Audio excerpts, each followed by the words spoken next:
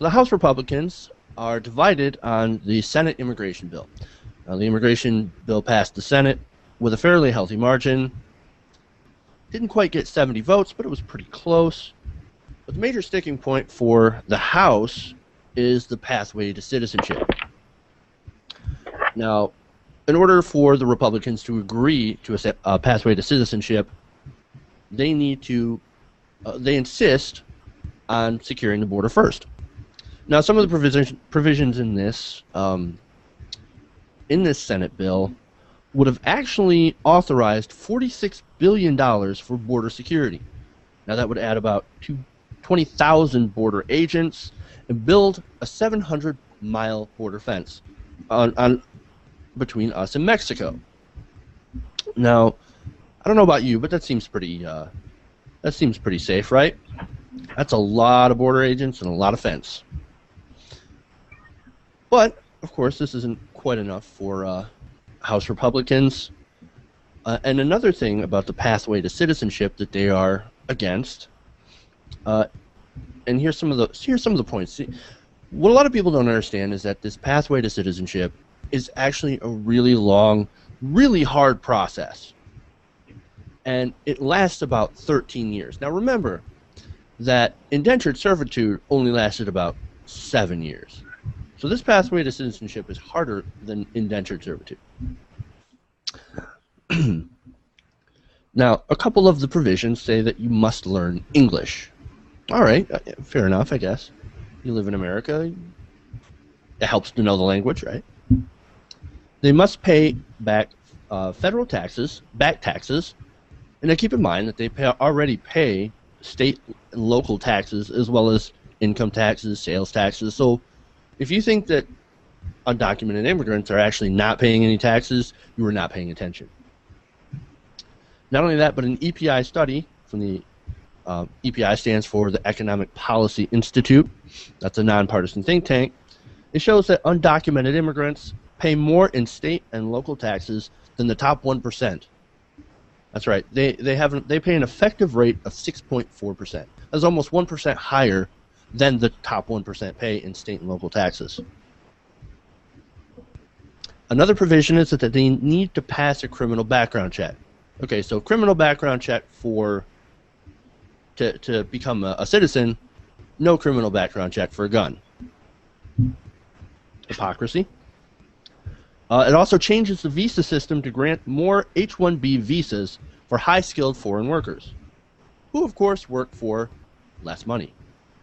You've got these people coming in from India with H-1Bs, and they work at a lot of these tech companies for a lot less than people who, are engineers here. So it's a wonder why the Republicans aren't actually in favor of this, because this is pretty bad. This is pretty harsh. I don't know about you guys. Well, I think it is overly harsh, and I don't think it's particularly fair, and yet Republicans are still whining and bitching that it doesn't go far enough. It's the pattern of things and the way that they seem to be going now. Democrats propose something that is shitty on its own, and that isn't liberal enough the way that the Democratic Party is supposed to be, but then Republicans make it seem like it's some left-wing commie conspiracy because they have to take it to the extra infinity extreme. If it was up to them, they would just they don't want them to be legal at all. I mean, of course not. Why would they want that? But they don't want them out of the country either because it's really cheap labor and it's who picks their fruit and their vegetables. And the fence thing is just ridiculous in my opinion too, because it's a huge expense, it's a lot of money, and from all that I've read and researched, the increase of immigration and people coming over from Mexico has decreased significantly. It's actually at a net zero.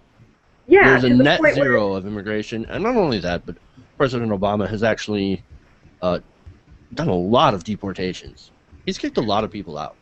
Right, so I think that this whole immigration thing, meaning the issue of it being a problem that immigrants are coming into this country illegally is really a red herring. It's not a real issue. It's a false problem that Republicans are using to distract and manipulate the system as they usually do into creating a more draconian system than existed before. And here's another thing, and the fact that it's so like that these Republicans are saying that these undocumented immigrants, they cost a lot of money, right? Oh, that's wrong. That's actually false. Like I had mentioned before, they pay a lot of taxes.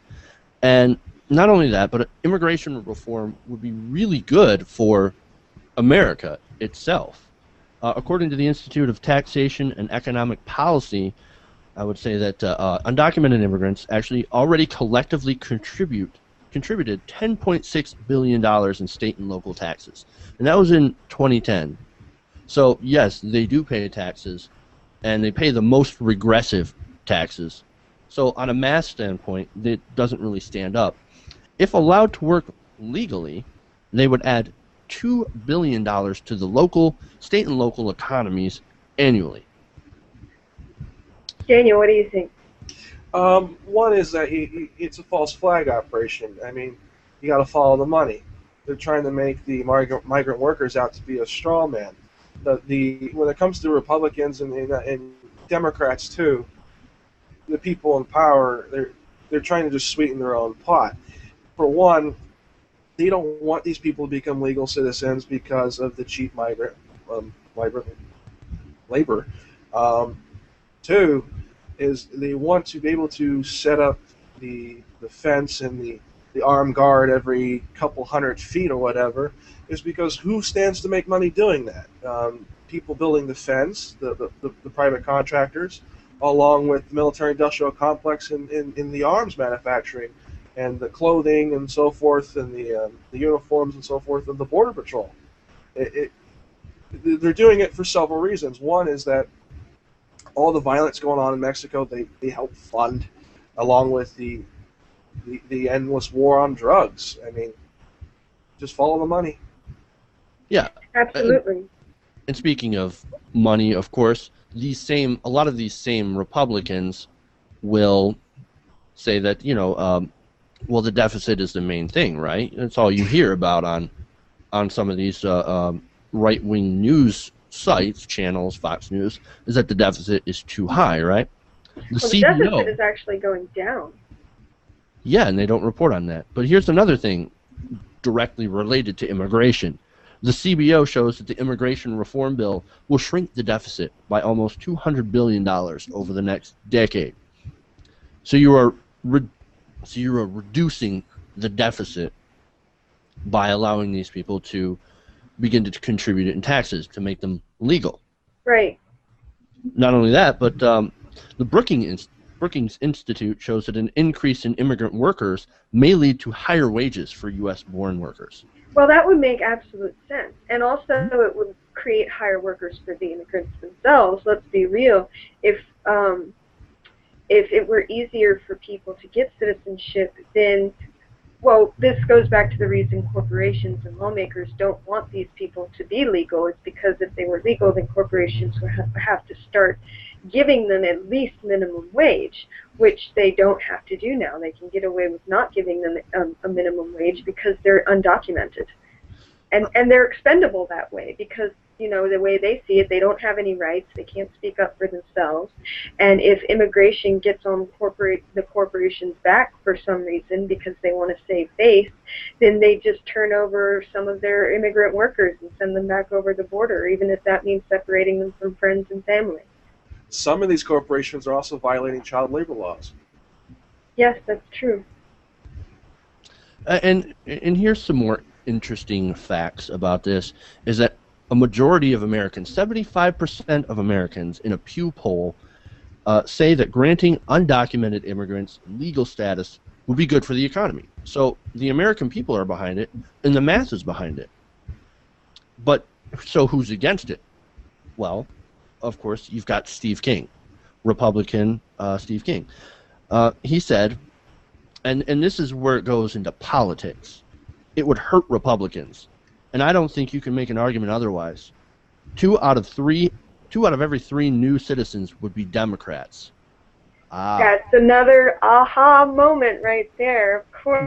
We get they don't want them to be legal, because then they'd vote. We get to the core of it all. And, of course, they got their ass handed to them because 70% of the Latino vote went to Barack Obama during the last election.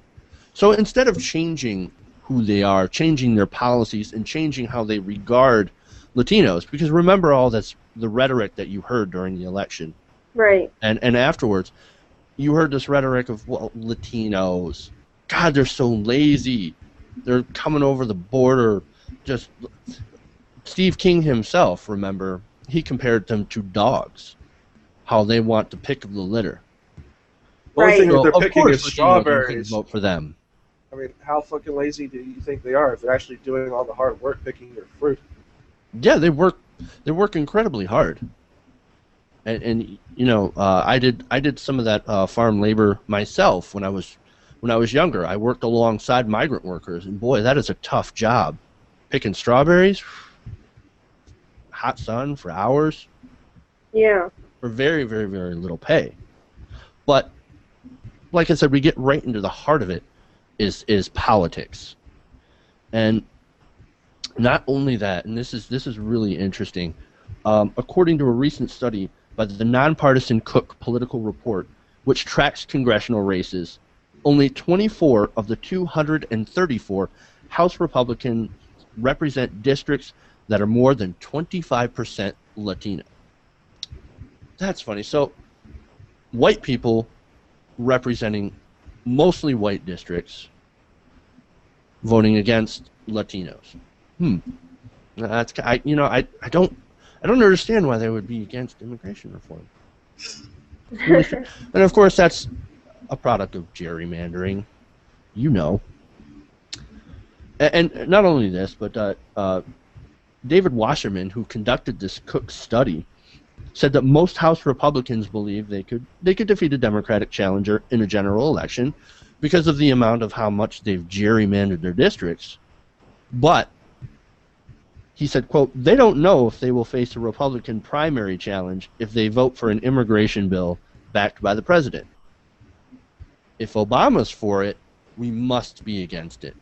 No matter if they give us, 50,000 border troops, billions of dollars for a fence that's electrified and full of alligators and whatever else. If Obama is for it, we are against it. This is pure politics, and this is going to continue to hurt the Republican Party, of course. Yeah, it's crazy. These guys are playing politics again with immigration because of the far-right members of the Tea Party. This might have actually gone through because you did have a lot of establishment Republicans that were for this. But you've got the Tea Party that is completely, utterly against it. Ted Cruz, which is kind of ironic because he's from Canada, and he's against immigration reform. How insane is that? And like I said, Steve King. And other notable Republicans, except for Eric Cantor, which is kind of strange because Eric Cantor actually proposed a bill that would make it so you couldn't just split up families. Right. So he actually did something not douchebaggy, which is kind of strange for Eric Cantor, but it shows how divided this Tea Party House really is.